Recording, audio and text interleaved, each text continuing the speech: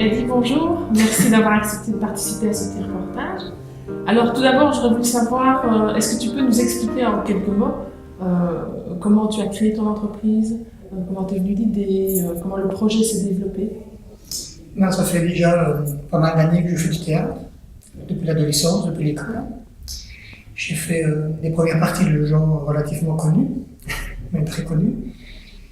Et puis, j'ai toujours été passionné par tout ce qui était la magie, sans jamais l'avoir pratiqué, ni jamais l'avoir vraiment approché. Et puis un jour, j'ai eu la chance, via une collection en librairie, de commencer cet art. Et puis, voyant la complexité de la magie, j'ai vraiment pris beaucoup de passion pour cet art, plus que pour le théâtre. Donc j'ai commencé à m'inscrire à des clubs, sur des sites internet, à côtoyer des gens dont c'était leur métier. Et puis je me suis dit pourquoi pas en vivre, en tout cas faire un métier en perpendiculaire, en parallèle à quelque chose d'autre. Et pour le moment, tu as un statut d'indépendant, un statut d'artiste? C'est plutôt un statut d'artiste. Donc il est quand même différent d'un statut d'indépendant. Il n'y a pas besoin d'avoir la gestion dans ce cas-là. Je crois que ça m'aide malgré tout. Il y a certaines obligations vis-à-vis de certaines sociétés par rapport que quand on est indépendant, on est seul chef et maître à bord. Mais c'est pratiquement les seuls inconvénients qu'on puisse trouver entre les deux.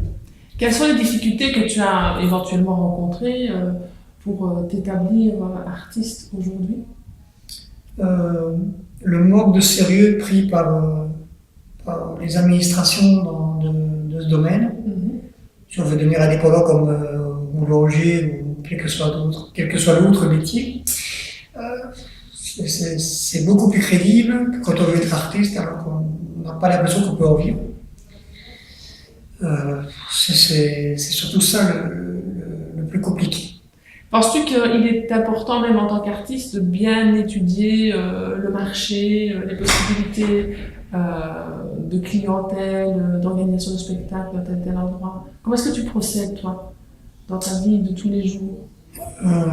Côté travail, je travaille surtout avec des particuliers, énormément. Je fais de temps en temps des salles, des sociétés, mais c'est vraiment plus particulièrement le privé. Non, il n'y a pas vraiment de prospection comme si vous voulez ouvrir un commerce dans un endroit bien précis, puisqu'il n'y a pas de... C'est plutôt flexible.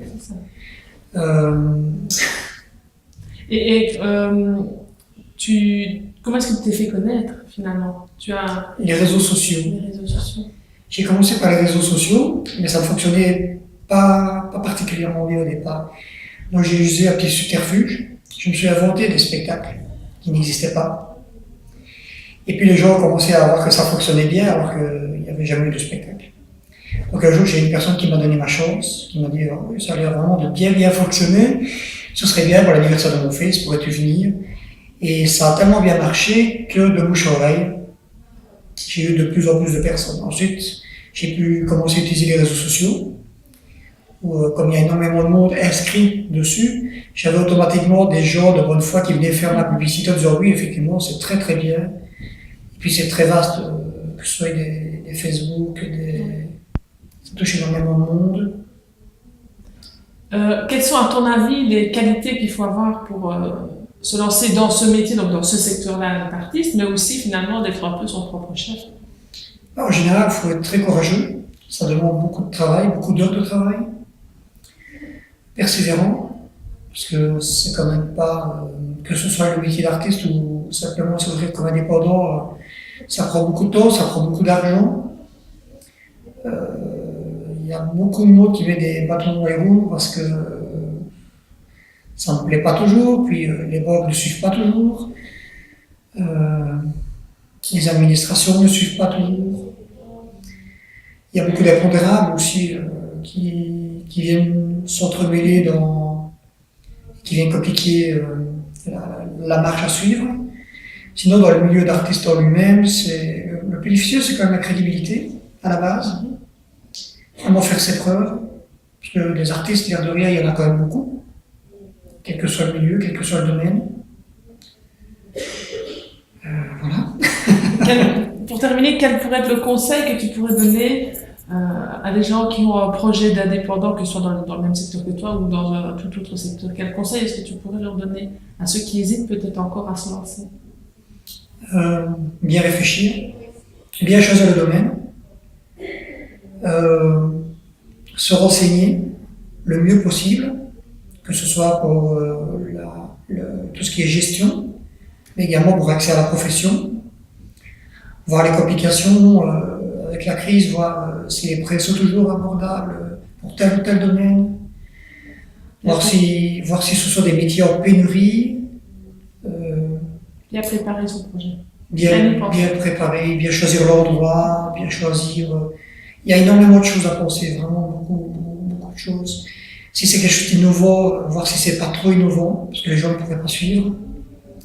Si c'est quelque chose de plus classique comme une librairie ou une pharmacie, voir si justement il n'y en a pas trop dans la région.